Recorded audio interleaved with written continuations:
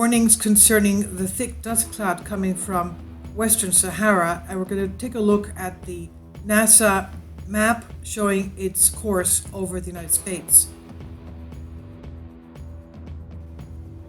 This is the map of the West Sahara dust cloud that's coming. It's over the Caribbean right now, over Cuba, Puerto Rico, and Cuba, and it's heading towards Florida.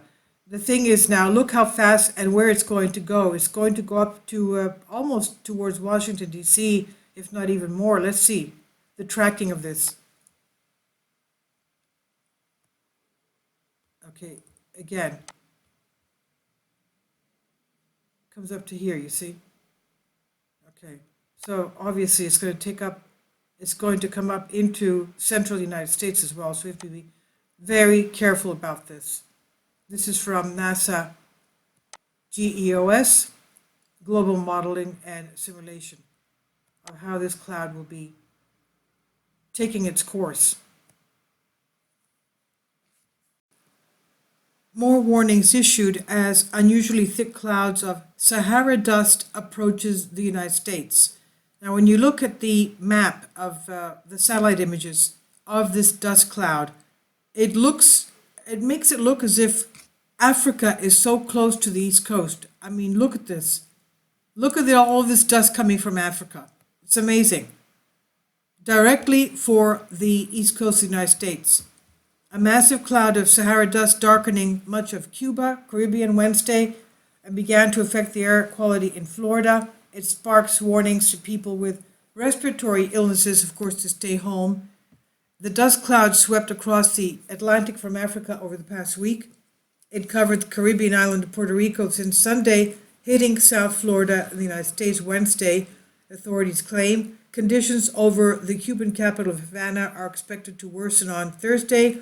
Specialists on the island reported as today.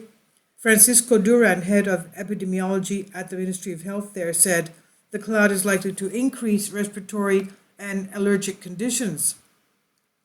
The air quality in Miami is currently moderate, the city's health department says, and it asks people with respiratory problems to stay indoors, of course, with windows closed with air conditioning, and keep their atmosphere clean. Powered by strong winds, dust from Africa, from the Sahara, travels across the Atlantic Ocean from West Africa during the boreal spring, but the density of this current dust cloud over Cuba is well above normal levels, according to Cuban meteorologist Jose Rubiera.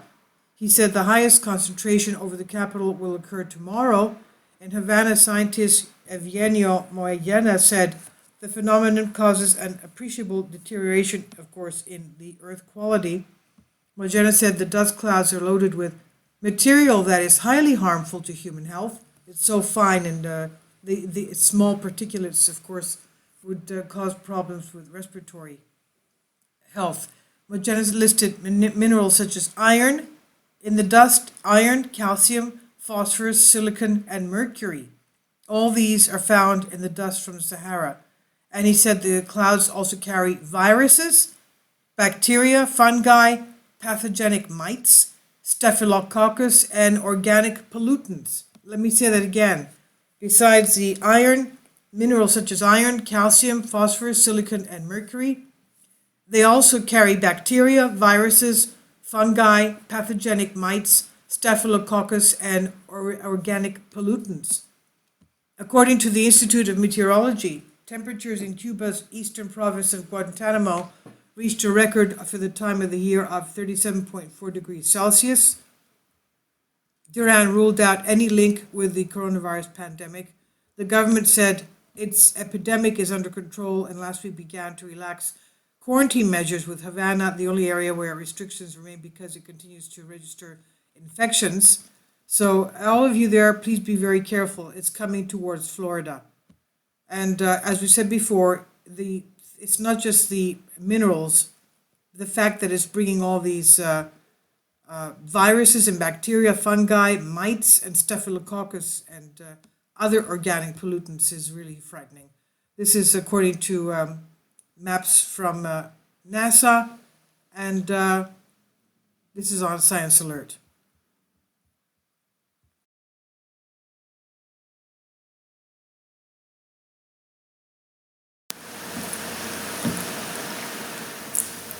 If you'd like to join me on my Patreon account, you will hear content not covered by mainstream media.